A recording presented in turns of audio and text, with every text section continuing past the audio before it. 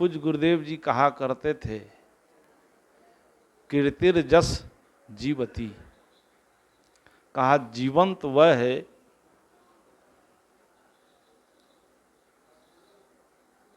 जिंदा वह रहता है जिसके जीवन में कुछ कृति है। कृति का मतलब है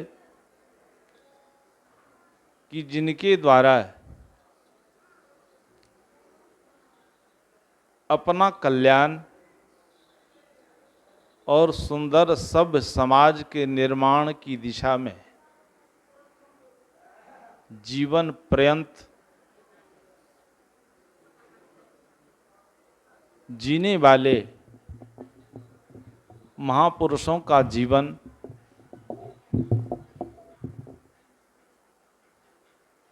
सम्मानित होता है। आज भारत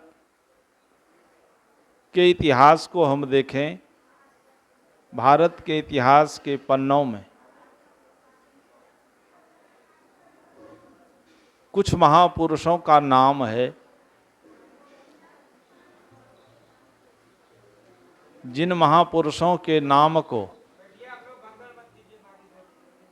इतिहास अपने गर्भ में छिपा करके गौरवान्वित हो रही है। उसमें हम कुछ महापुरुषों का नाम ले सकते हैं, महात्मा बुद्ध, महावीर,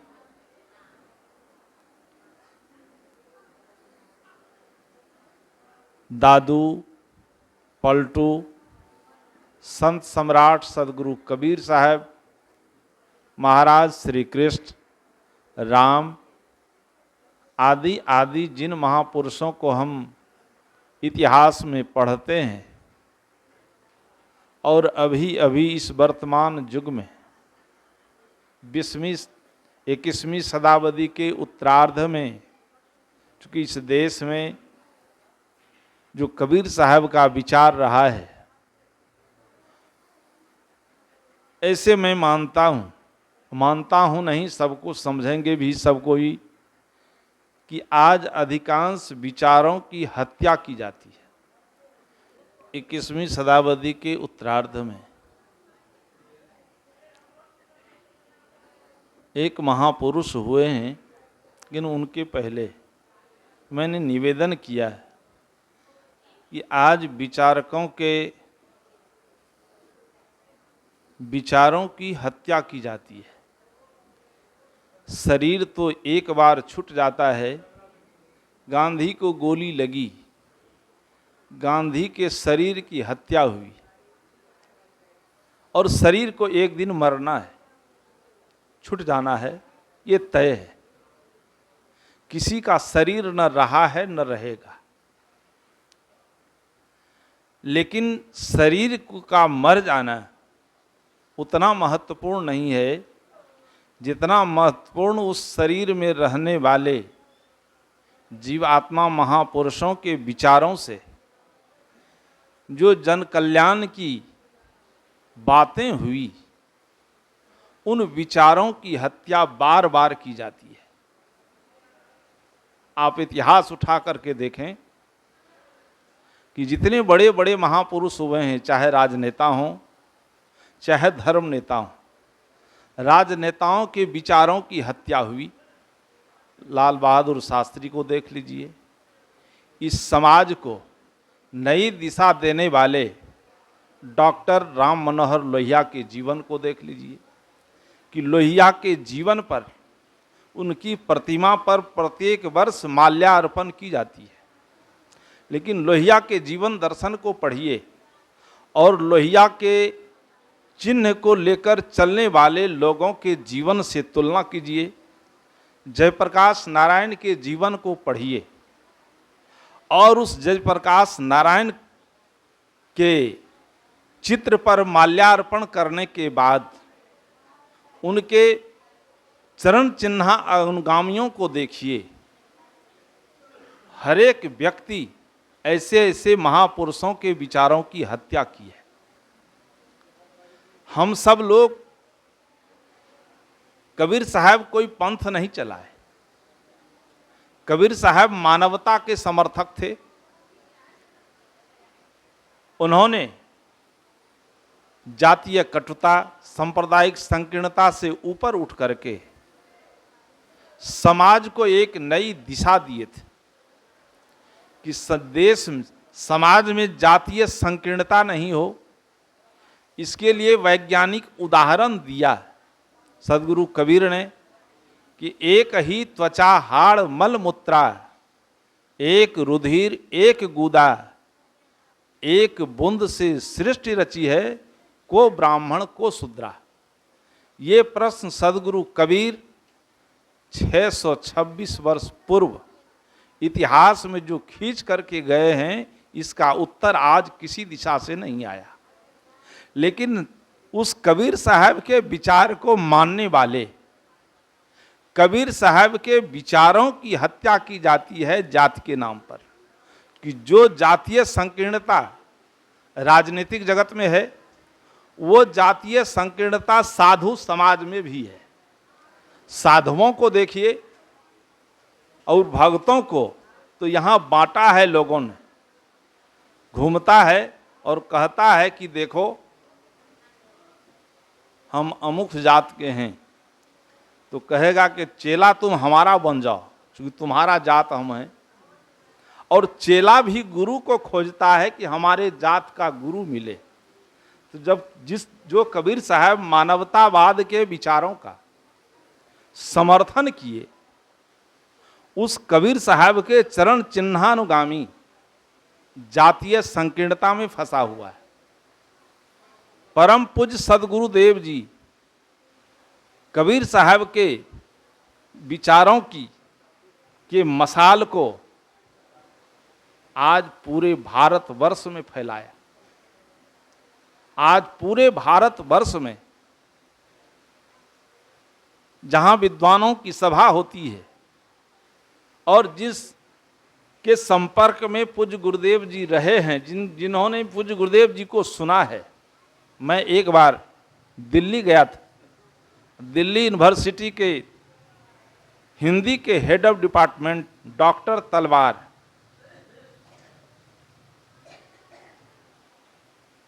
और उस समय मैं पूज्य स्वरूपलिंग सदगुरु अभिलाष साहब के साथ उस यूनिवर्सिटी में प्रवेश किया था। 1 घंटे का कार्यक्रम था। कुछ क्षण बोलने का अवसर मिला। उसके बाद पूज्य गुरुदेव जी का एक पुस्तक है निर्माण।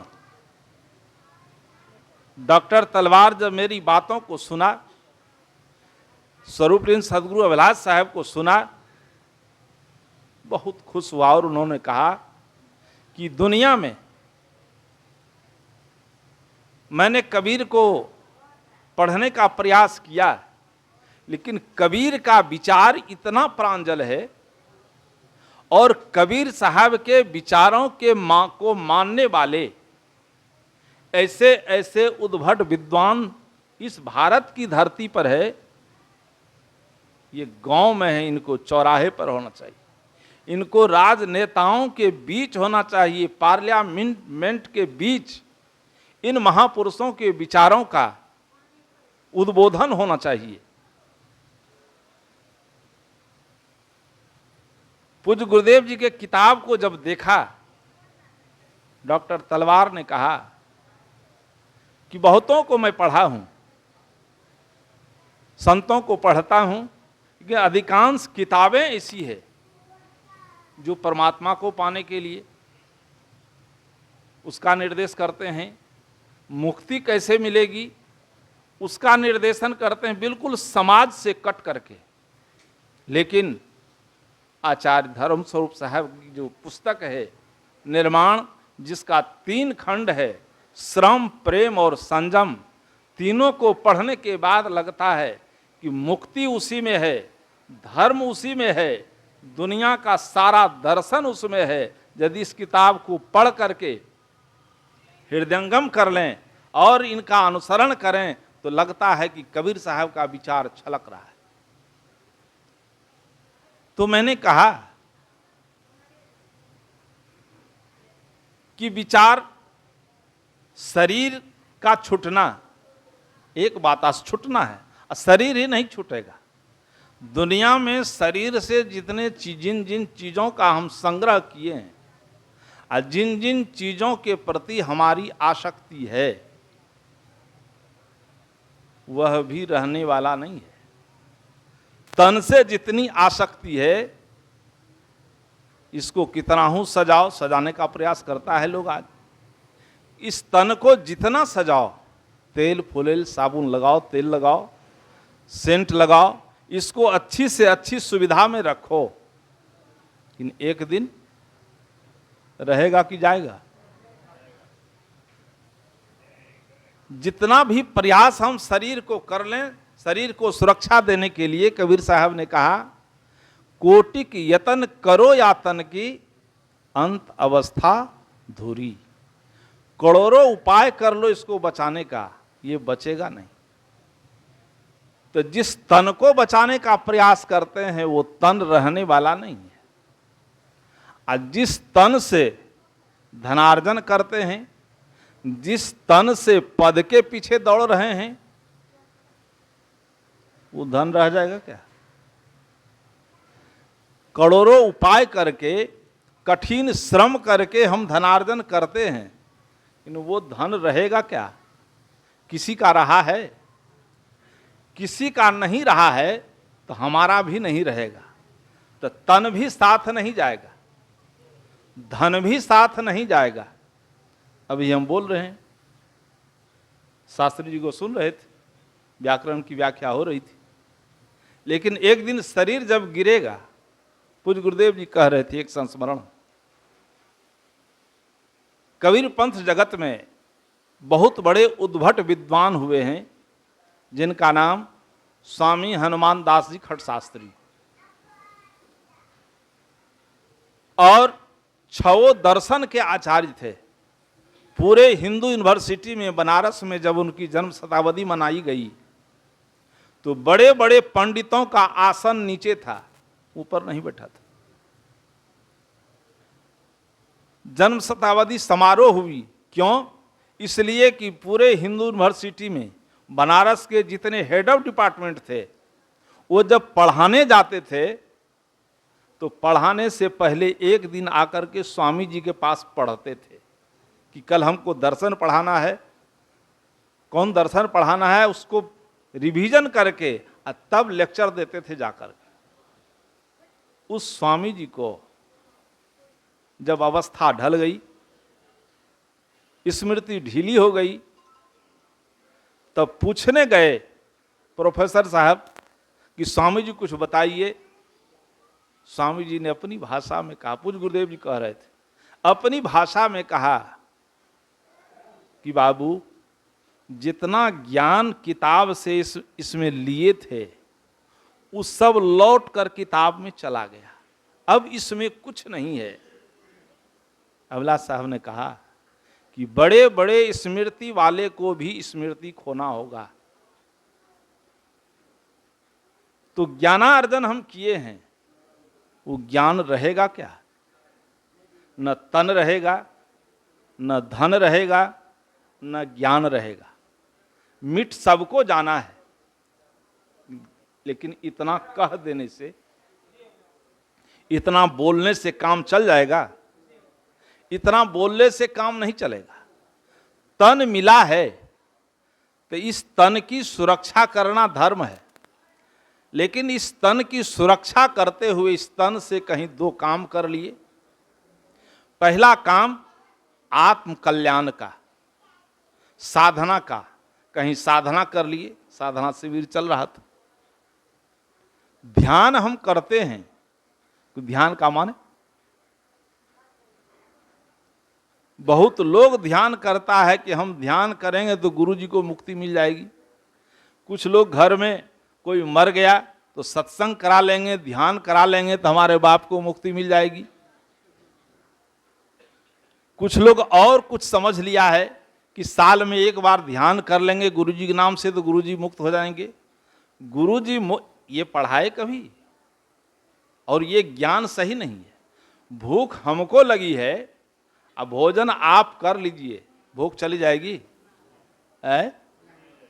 भूख हमें लगी है तो हमें ना भोजन चाहिए, रोग हमको है, टेबलेट आप खा लीजिए। रोग आपको लगी है और टेबलेट पत्नी को खिला दीजिए, चल जाएगा काम। तो जब इससे काम नहीं चलेगा तो ध्यान करने से बाप को मुक्ति कैसे मिल जाएगी? मिलेगी। ध्यान करने का मतलब है उस ध्यान से आत्म कल्याण करना।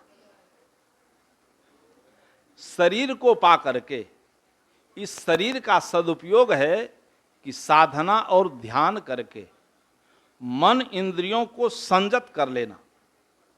मन इंद्रियों को संयत करके लौट आना अपने तरफ। हम जितना बाहर दौड़ेंगे उतनी अशांति है।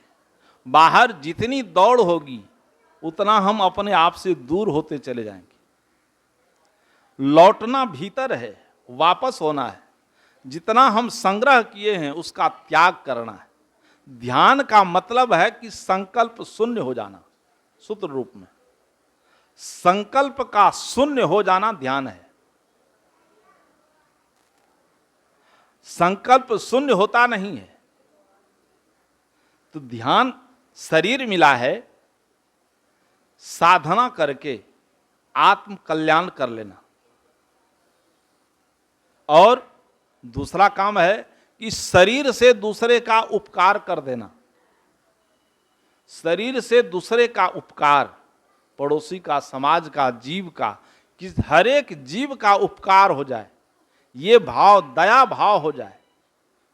गोस्वामी जी ने कहा कि दया धर्म का मूल है, पाप मूल अभिमान, तुलसी दया न छाड़िए जब लग घट में प्राण।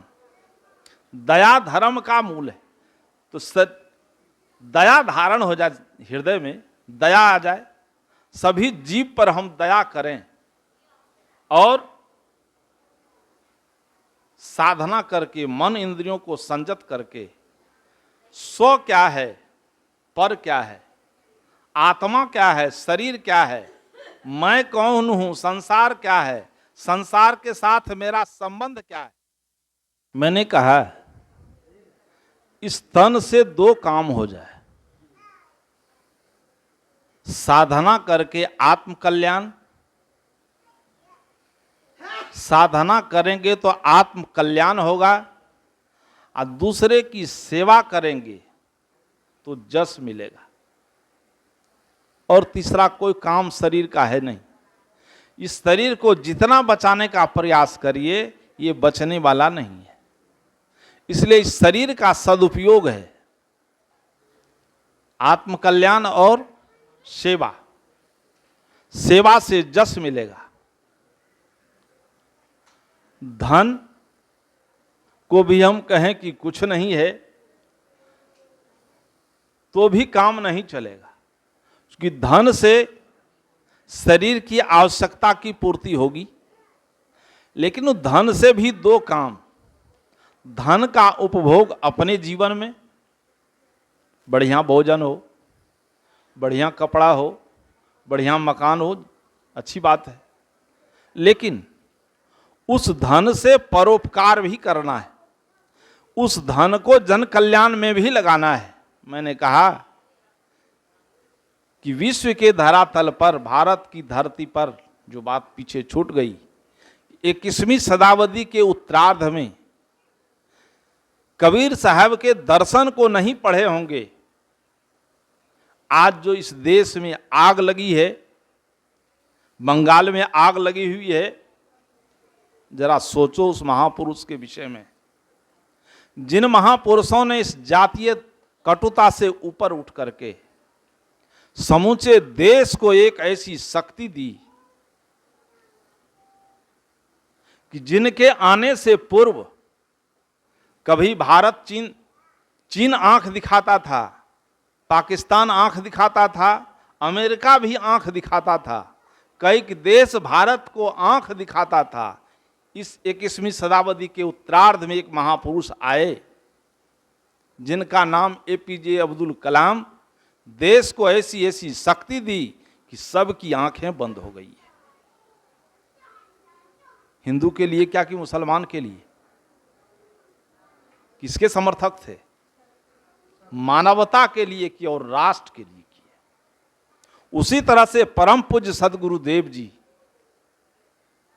पूरी मानवता के लिए आजीवन कभी किसी को माफ नहीं किए। जो रास्ते पर आया है, संत को अपमानित करने का काम किया है, उसको भी पूज्य गुरुदेव जी माफ नहीं किए। आपको पता होगा मधेपुरा के कुछ लोग बैठे हैं, 86-87 की घटना है, रास बिहारी उच्च विद्यालय में भरी सभा में पूज्य गुरुदेव जी बैठे थे मंच पर। उद्भट विद्वान डॉक्टर, क्या नाम था उनका, पंडित साधु शरण गोस्वामी ज्ञान साहब बैठे हुए थे, तुलसीपुर के विवेक स्वरूप साहब बैठे हुए थे, और 10,000 आदमी की भीड़ थी।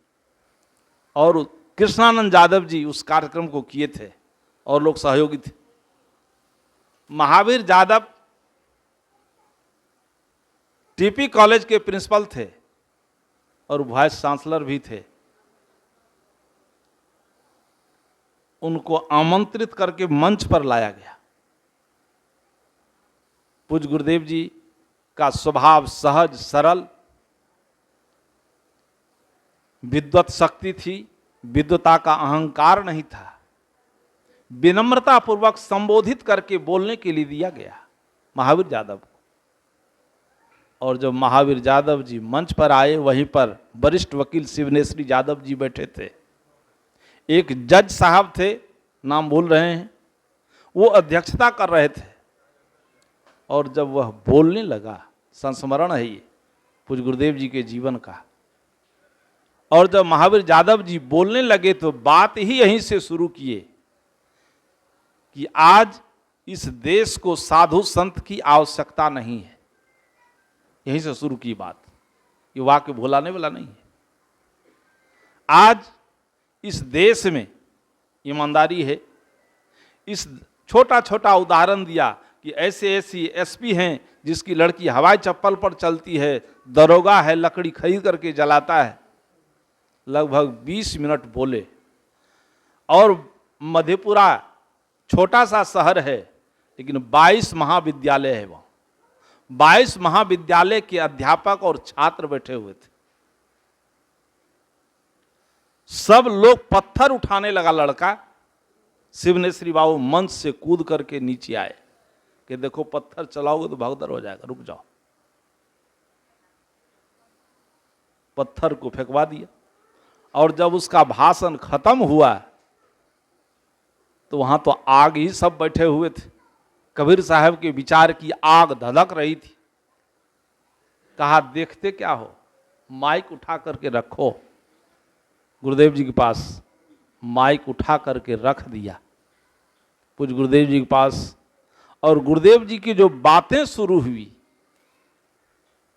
कहा कि माननीय, अभी आप लोगों ने माननीय सांसद महोदय के विचारों को सुना, और उस विचारों में बात आई कि आज यह देश सतयुग में जी रहा है, कलयुग इस देश से खत्म हो गया है, और एक भी अनैतिक कर्म करने वाला आदमी नहीं है। आज इस देश को कबीर के दर्शन की आवश्यकता नहीं है। उनकी बातों में आया था कबीर का दर्शन किसी लाइब्रेरी में नहीं जा सकता। पूज्य गुरुदेव जी ने कहा, उसी समय पररिया कांड हुआ था। लगभग 50 आदमी को मार करके पटवा के बोझ के तरह चौंक दिया था। पूज्य गुरुदेव जी की आंख के सामने उदाहरण था। कहा लेकिन इस दर्शक गृह में बैठे अधिकांश छात्र और अध्यापक हैं। पररिया कांड सामने है, लेकिन और सबका संबंध पेपर, रेडियो, टीवी से रहा करता है। मैं आप सबसे जानना चाहता हूं कि भारतवर्ष का वह कौन सा दिन है जिस दिन हत्या नहीं होती हो, हत्या का समाचार नहीं छपता हो, बलात्कार का समाचार नहीं छपता हो, राहजनी नहीं होती हो, ताली बज गई। तब लोग, पूज्य गुरुदेव जी ने कहा कि लेकिन इन नेताओं को सीधा प्रहार करके कहा, जिन नेताओं का आंख कान नाक अनाचार कदाचार व्यभिचार में डूबा हुआ है, उसको धरती पर अनाचार कदाचार व्यभिचार दिखाई क्या देगा। इतना निर्भीक होकर के कहीं भी पूज्य गुरुदेव जी की वाणी में कबीर साहब की आग जल रही थी।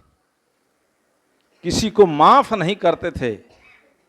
कहे कि जिन्होंने वर्णन किया है, किसी कवि ने कहा है कि सुख दर्पण है महल के अंदर, दुख दर्पण चौराहे पर, एक दुल्हन है महल के अंदर, एक दुल्हन चौराहे पर। कहा डर से सीता कांप रही है, कैसे बचेगी लाज मेरी, एको राम नजर नहीं आते 100 रावण चौराहे पर। देश की दशा ये है और भारत के नेताओं का बयान ये है। हाथ जोड़ करके महावीर जादव पैर पर गिर गए कि हमसे भूल हो गई। कहा कि आपको पता है कि खंजरी बजाने वाला बाबा जी बैठा है क्या? दुनिया का दर्शन इस बाबा जी के मस्तिष्क में है। आपको माफ नहीं किया जा सकता है, संभल करके बोलिए। ये है पूज्य गुरुदेव जी का प्रांजल विचार और बहुतों संस्मरण है। इसलिए मैंने निवेदन किया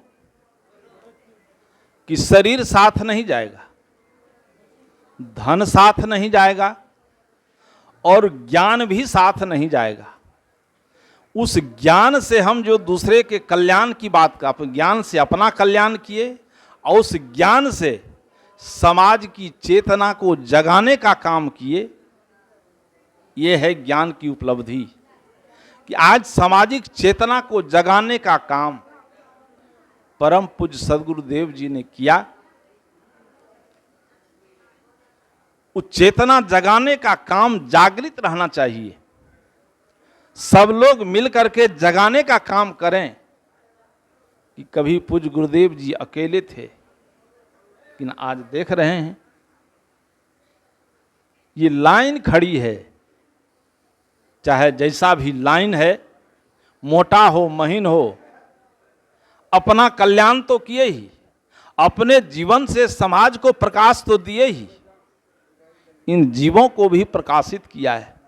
आज जो हम लोग बोल रहे हैं, जिस भाषा का प्रयोग कर रहे हैं, अपनी भाषा है क्या हमारी? पूज्य गुरुदेव जी का सानिध्य नहीं मिला होता, बचपन बीता है यहाँ, 14 वर्ष की अवस्था से यहाँ रहा हूं मैं। सब लोग जानते हैं, हमारा परिचय देने की आवश्यकता नहीं है। लोग परिचय देकर के आगे आना चाहते हैं कि नाम का परिचय, स्थान का परिचय देकर के तब कोई आगे आएगा, लेकिन हम नाम और स्थान का परिचय देकर आगे आएंगे क्या? हम जहां खड़े हैं, पूज्य गुरुदेव जी का अपने आप का सानिध्य प्राप्त है, अपने आप में एक परिचय है।